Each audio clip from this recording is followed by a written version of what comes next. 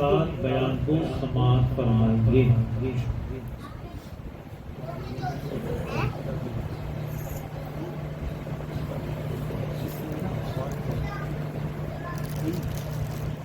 बिस्मिल्लाहिर्रहमानिर्रहीम।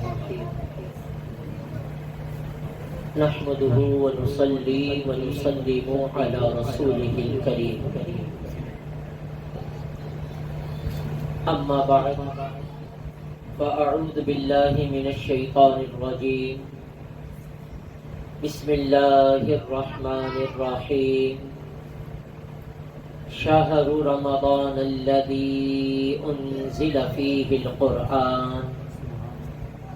क़ाल रसूलुल्लाहि सल्लल्लाहु अलैहि वसल्लम मन सामा रमज़ान ईमानन व इह्तिसाबन क़द गुफ़िरा लहु ज़ंबुहु औ कमा क़ाल अलैहिस्सलाम। मौलाय सल्लि व सल्लिम दाइमन सरमदन अबदा अला हबीबिका खैरिल खल्क़ि कुल्लिहिम। अल्लाह रब्बुल आलमीन का करम, फजल, एहसान और उसी की दी हुई तौफीक से शाबानुल मुअज़्ज़म के आखिरी अय्याम हमारे दरमियान जारी और सारी है। हमारे आका सल्लल्लाहु ताला अलैहि वालिहि वसल्लम शाबान के आखिरी अय्याम में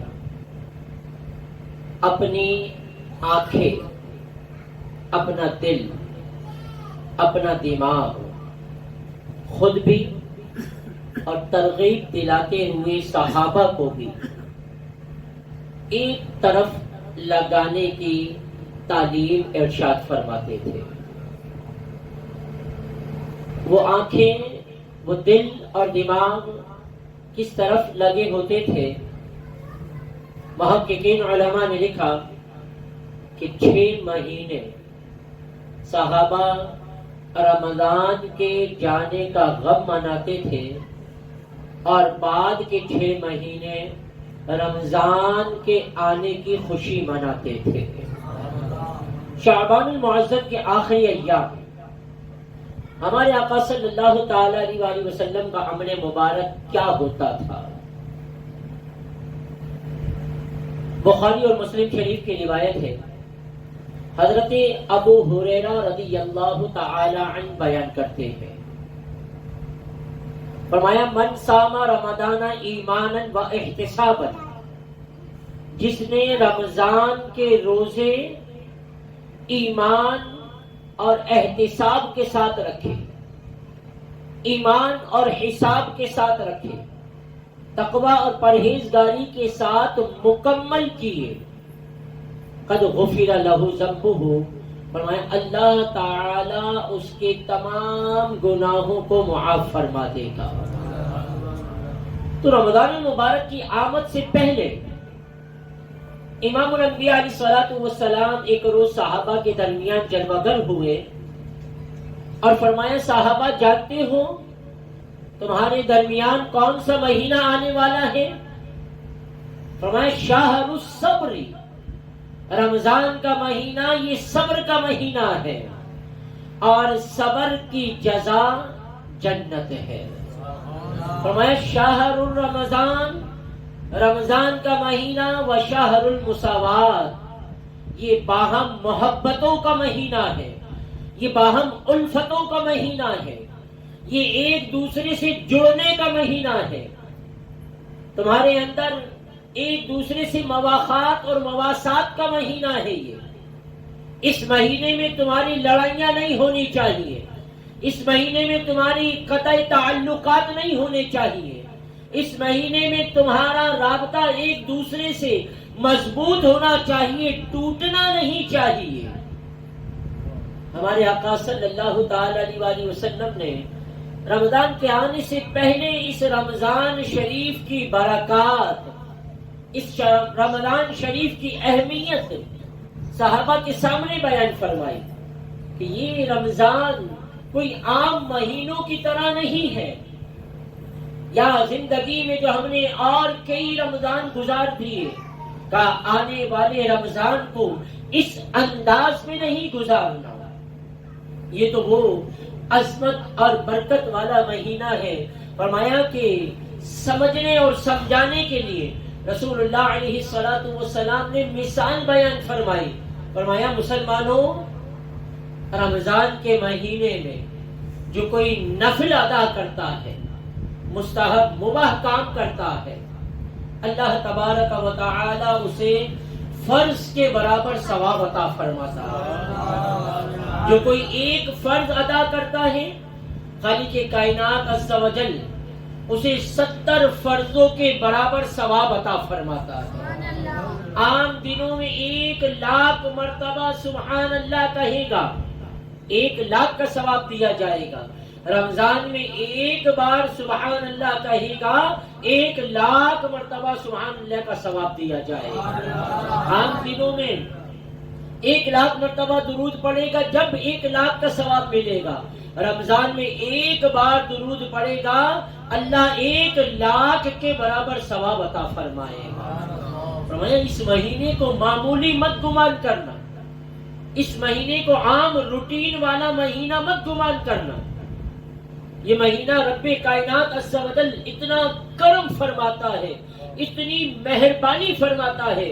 رسول اللہ علیہ السلام نے فرمایا جب رمضان المبارک کی پہلی رات آتی ہے، پہلی رات ہی خالق کائنات عز و جل سینکڑوں گناہ گاروں کو جہنم سے آزاد فرما دیتا ہے. تو یہ کمالات، یہ فضائل امام الانبیاء علیہ السلام نے واضح طور پر صحابہ کے سامنے بیان فرمائے. صحابہ نے تابعین کے سامنے، تبع تابعین کے سامنے، ائمہ مجتہدین نے اپنی اپنی کتابوں میں تحریر فرما کر قیامت تک کے مسلمانوں کو رسول اللہ علیہ السلام کے رمضان گزارنے کا گویا کہ طریقہ بیان کر دیا کہ ہمارے آقا صلی اللہ علیہ وسلم، ہمارے آقا سے سیکھ کر صحابہ کرام، صحابہ سے سیکھ کر تابعین، تابعین سے سیکھ کر تبع تابعین، اور تبع تابعین سے سیکھ کر امام مجتہدین مفسرین محدثین کس انداز میں رمضان مناتے تھے، رمضان کس انداز میں گزارتے تھے، قیامت تک کے لیے واضح طور پر یہ بیان کر دیا گیا. اور پھر محققین نے واضح طور پر کہہ دیا، جو یہ جانتا ہو، جو یہ تصور کرنا چاہتا ہو کہ میں رمضان میں میری عبادت مقبول ہوتی ہے یا نہیں ہوتی، تو فرمایا آئندہ آنے والے رمضان میں اگر اسے تقوی اور پرہیزگاری کے ساتھ روزے کی نعمت مل جاتی ہے تو سمجھ لے کہ پچھلا گزرا ہوا رمضان اس کے حق میں مقبول ہی مقبول ہے، رب کی بارگاہ میں قبول ہی قبول ہے. کہ یہ مہینہ رب سے مغفرت مانگنے کا مہینہ ہے، رب سے بخششیں مانگنے کا مہینہ ہے. اور پھر جو یہ چاہتا ہو کہ اس کی بخشش اور مغفرت کر دی جائے تو فرمایا اسے چاہیے کہ خاص رمضان میں اپنے آپ کو گناہوں سے بچائے، نیکیوں والے کام کرے، اچھے اچھے کام کرے، اپنے آپ کو ہر چھوٹے سے چھوٹے گناہ سے بچائے، اور بڑی سے بڑی نیکی کر گزرنے میں کوئی آسرا نہ کرے کہ صبح کر لوں گا، کہ شام کر لوں گا، کہ بعد میں کر لوں گا. نہیں، بڑی سے بڑی نیکی ہو کر گزرے، اور چھوٹے سے چھوٹا گناہ ہو تو بالکل اس کا تصور بھی نہیں لے کر آئے. کیونکہ جس طرح نیکیوں کا بھاؤ قیامت کے دن تک رمضان کا بڑھا دیا گیا ہے، وہیں پر رمضان میں گناہ کا عذاب بھی سخت ترین کر دیا جاتا ہے. ایک نیکی کا ثواب جہاں 1,00,000 کے برابر دیا جاتا ہے، وہیں پر یاد رکھیے گا رمضان میں گناہ کا عذاب بھی جو ہے وہ سخت ترین کر دیا جاتا ہے. تو رمضان جہاں عظمتوں، رفعتوں، رحمتوں اور برکتوں والا ہے، وہیں پر اس ماہ میں گناہ کرنا، اس ماہ میں اپنی آنکھ سے، اپنی زبان سے، اپنے ہاتھ سے یا اپنے دل ہی سے کسی مسلمان کا بغض رکھنا، حسد رکھنا، غیبتیں کرنا کا یہ سارے گناہوں کا عذاب جو ہے رمضان میں بھی بڑھا دیا جاتا ہے، سخت ترین کر دیا جاتا ہے۔ ہمارے آقا صلی اللہ تعالی علیہ وآلہ وسلم نے رمضان کی اہمیت دلاتے ہوئے فرمایا، لوگوں تم دو کام کثرت سے کیا کرو۔ کون سے دو کام؟ فرمایا ایک کام تو یہ رمضان میں تم کلمہ طیبہ کی کثرت کرو، لا الہ الا اللہ محمد الرسول اللہ صلی اللہ علیہ وسلم۔ اور دوسرا کام فرمایا استغفار کی کثرت کرو، رب کائنات عز و جل کو کلمہ طیبہ کی کثرت اور استغفار یہ محبوب ترین عملوں میں سے ہے۔ تو رمضان میں ان دونوں کاموں کی کثرت کرو، اور فرمایا دو کاموں کا سوال تم اپنے رب سے رمضان میں بکثرت کرو۔ کون سے دو سوال؟ حضور علیہ الصلوۃ والسلام نے ہماری تعلیم کے لیے فرمایا کہ پہلا سوال رب سے رمضان المبارک میں یہ کیا کرو، اسألک الجنہ، اے اللہ ہمیں جنت عطا فرما۔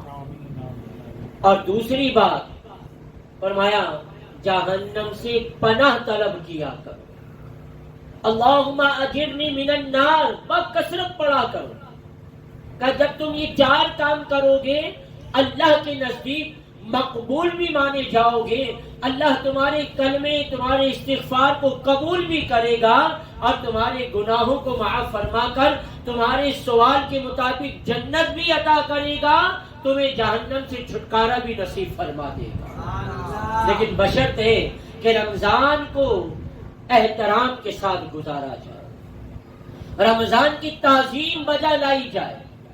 اور رمضان کی تعظیم کیا ہے؟ فرمایا شب و روز۔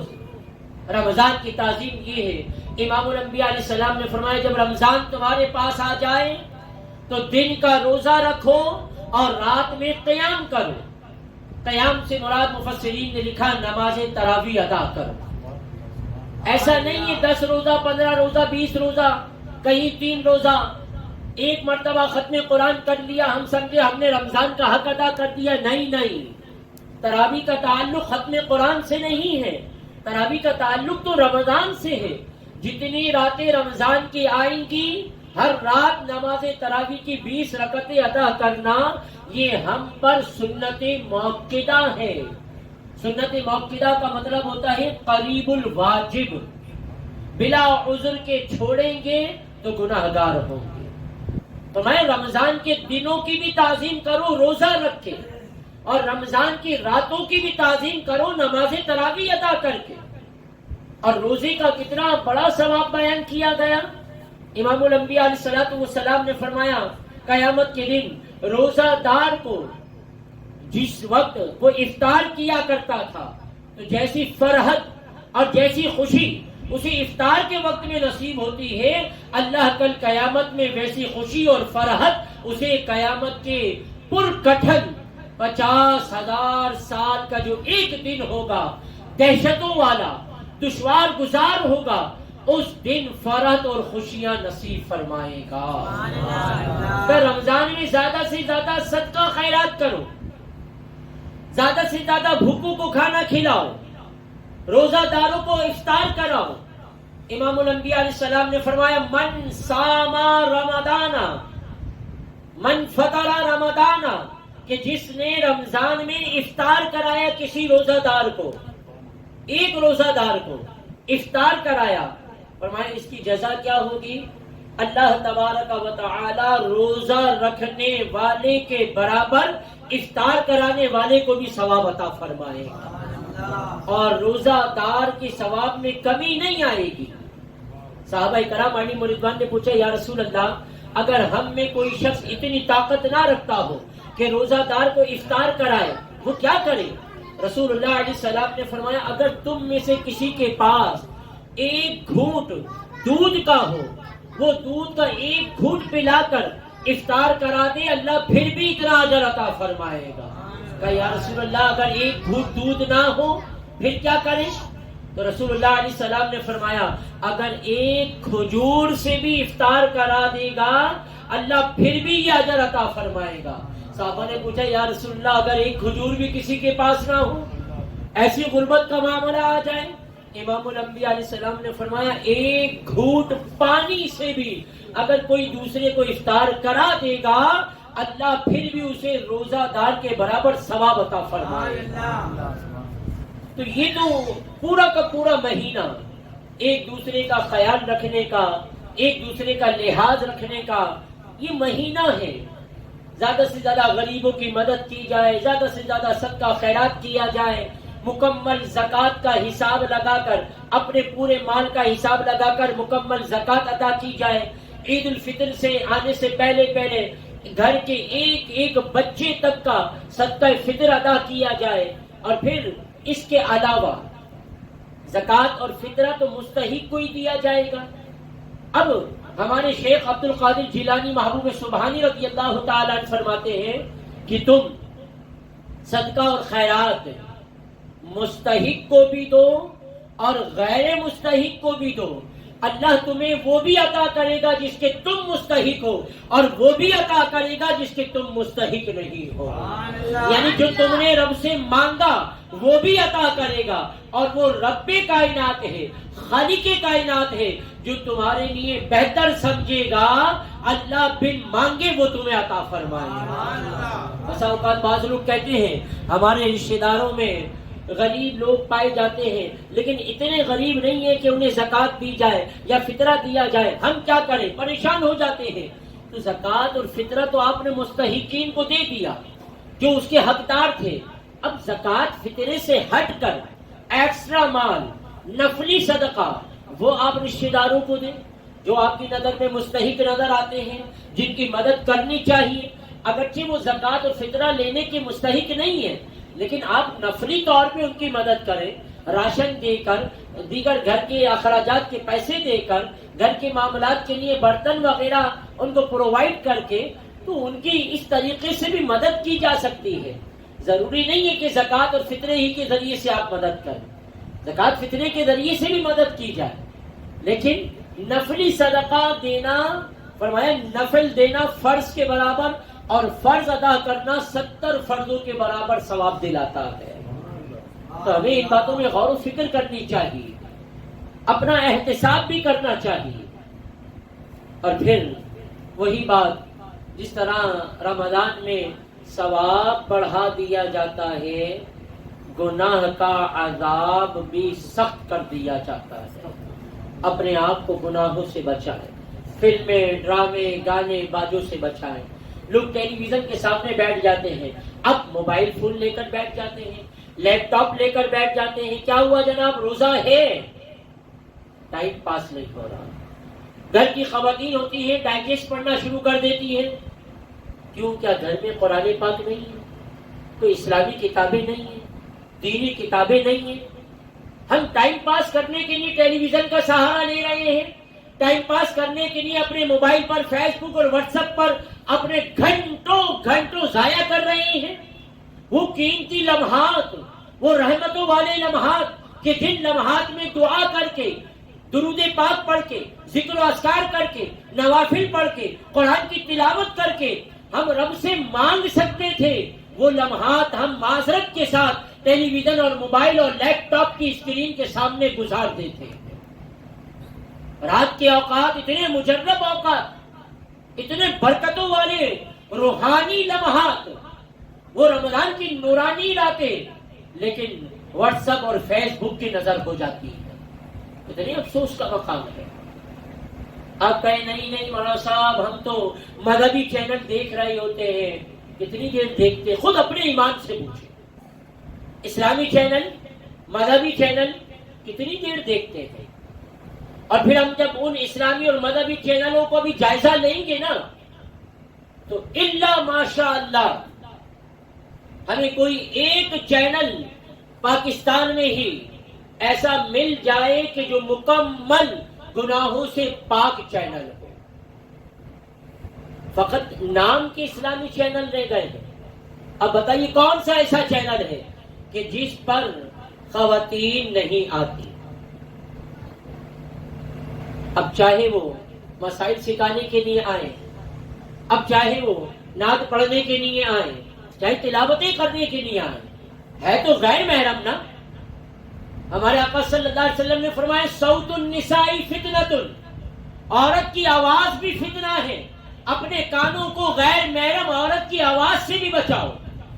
اب اگر ٹیلی ویژن پر کوئی تلاوت کرنے آ رہی ہے، نعت پڑھنے آ رہی ہے، تقریر کرنے آ رہی ہے، اب اس کی آواز ٹیلی ویژن کے ذریعے سے، کسی بھی چینل کے ذریعے سے غیر مردوں تک پہنچ رہی ہے، وہ سمجھ یہ رہی ہے کہ میں نعت پڑھ رہی ہوں، میں تلاوت کر رہی ہوں، میں جناب تقریر کر رہی ہوں، اسپیچ کر رہی ہوں، لیکن حقیقت میں امام احمد رضا محدث بریلوی رحمۃ اللہ تعالی علیہ نے فتاوی رضویہ میں ایک پوچھے گئے سوال کے جواب میں کہا کہ وہ عورت نعت پڑھ کے تلاوت کر کے سمجھ رہی ہوتی ہے کہ میں بہت بڑا کام، نیک کام کر رہی ہوں، لیکن در حقیقت وہ جہنم کی طرف اپنا راستہ بنا رہی ہے،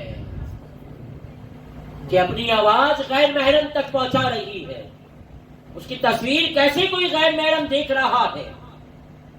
اور پھر نعت تلاوت اور اسپیچ کو رہنے دیجیے، ہمارے یہاں جو مارننگ شو کے نام پر جو بے حیائی اور فحاشی آ رہی ہے، اور پہلے تک تو بے حیائی اور فحاشی تک معاملہ تھا، اب تو معاذ اللہ چینلوں پر بیٹھنے والے تجزیہ نگار الامان والحفیظ، ایسے لبرل قسم کے لوگ، ایسے یہود و نصارہ کے ایجنٹ لوگ آ کر میڈیا پر بیٹھ جاتے ہیں جناب، اور مارننگ شو میں کیا آتا ہے؟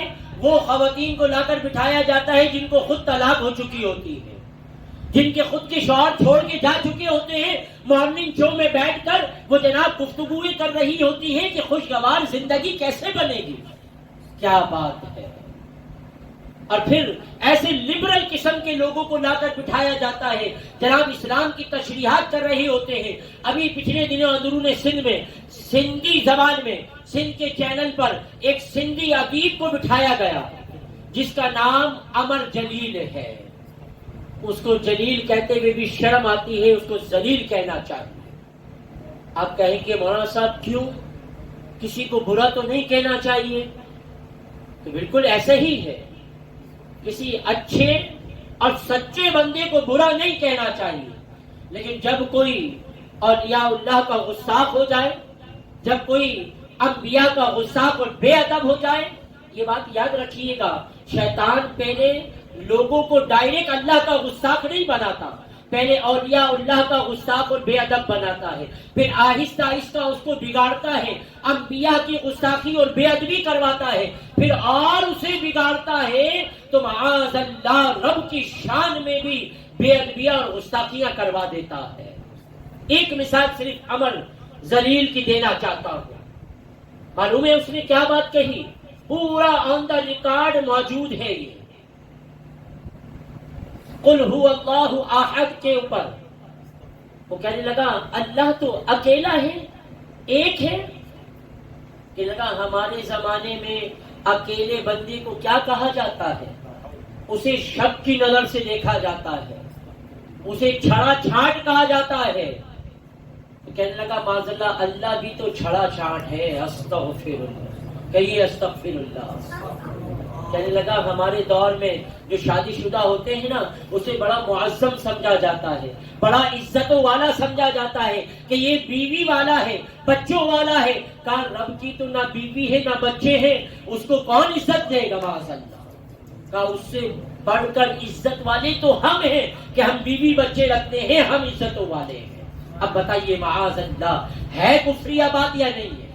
اب ایسے چینلوں پر آنے والوں کو ہم سنیں، ایسے یہود و نصارہ کے ایجنٹوں کو ہم سنیں، اور لبرل قسم کے لوگ جو اسلام کا بالکل نقشہ ہی بگاڑنا چاہتے ہیں، ایسے لوگوں کو اگر ہم ٹائم پاس کرنے کے لیے سنیں تو بتائیے نہ روزے صحیح رہیں گے، روزے تو ہوں گے ہی خراب، بلکہ ایمان کے لالے پڑ جائیں گے۔ خدا کی قسم صحیح بتا رہا ہوں۔ ایک واحد چینل ہماری نظر میں جو نظر آیا، جسے مکمل اسلامی چینل کہا جا سکتا ہے، جس میں مکمل اسلام کی تعریفات اور اسلامی طریقہ کار، اسلامی دستور، اور اسلامی طور طریقہ چھوٹے بچے سے لے کر 50 اور 60 اور 70 سال کے بوڑھے تک کے لیے جو اسلام کی حقیقی تصویر ہمیں نظر آتی ہے، وہ دعوت اسلامی کا واحد چینل وہ مدنی چینل کے اندر نظر آتی ہے، جس میں کوئی بے حیائی نہیں ہے، کوئی فحاشی نہیں ہے، کوئی غیر محرم کا عمل دخل نہیں ہے۔